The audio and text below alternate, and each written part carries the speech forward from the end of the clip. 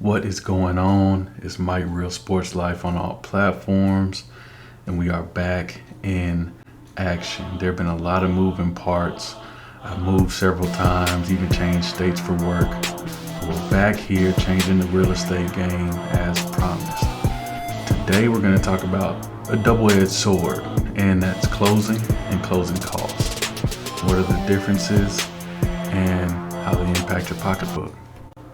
Now, if you stick around until the end of this video, I'm going to point you in the direction of an online outline of the complete transaction process from the buyer side. I'm not being paid to promote this. I think it's just pretty clear, concise, and easy to follow. Now let's get into it. Let's start with the elephant in the room, and that is closing costs. So I think this is really a three-headed monster. You have a shift in the landscape of real estate as a whole. You have an affordability crisis, and you have an ever-increasing number of self-representing buyers and sellers. Now, with these three things in mind, closing costs is always at the forefront of the consumer's mind when it comes to ways to either save money or kind of get a little bit back in the deal. Now, with that in mind, even though I'm in a new state and I'm not actively practicing in my new state, I have to emphasize the importance of finding a realtor that you trust and that represents your best interest. If you're an attorney, you don't represent yourself in court. If you're a dentist, you don't perform your own oral surgery. So why would you try and transact what's most likely the largest purchase of your life on your own based on what you can learn and read online instead of getting an industry professional's help and assistance? Okay, now that I'm done with that, back to the topic at hand, and that's closing costs.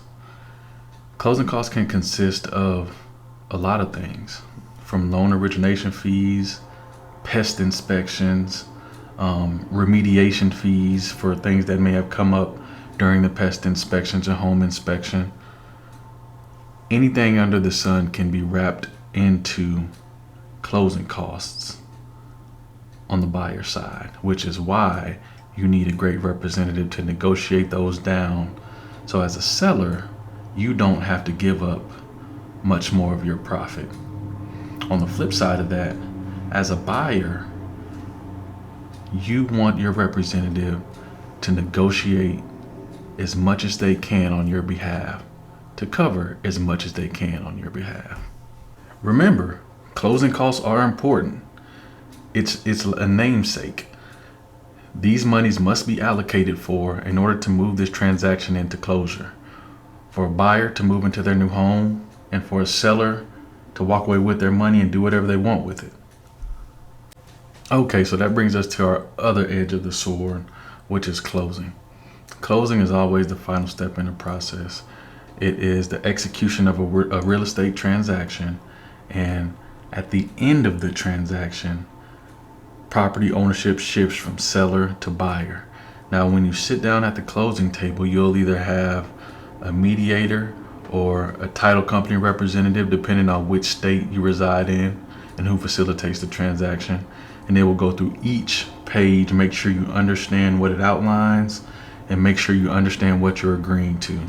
And at the end, keys and property ownership will again shift from seller to buyer. Okay, now for those of you who stuck around until the end, the bonus is a 12-step buyer program on Investopedia. I'll put the link in the description below. Click on the link.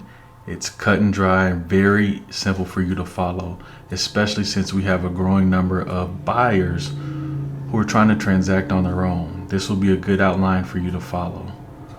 I still recommend you get a realtor to represent your best interest and negotiate on your behalf, but do as you must.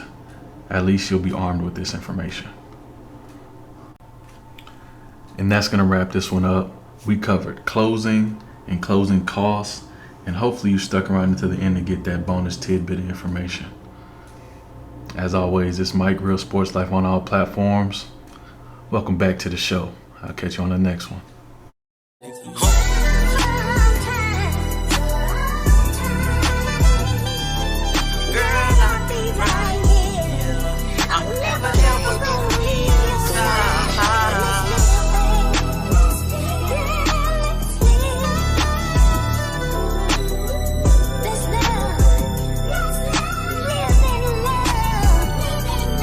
Look, so much shit inside my brain, I think it might explode. Even then, I still wish that I knew more than I know.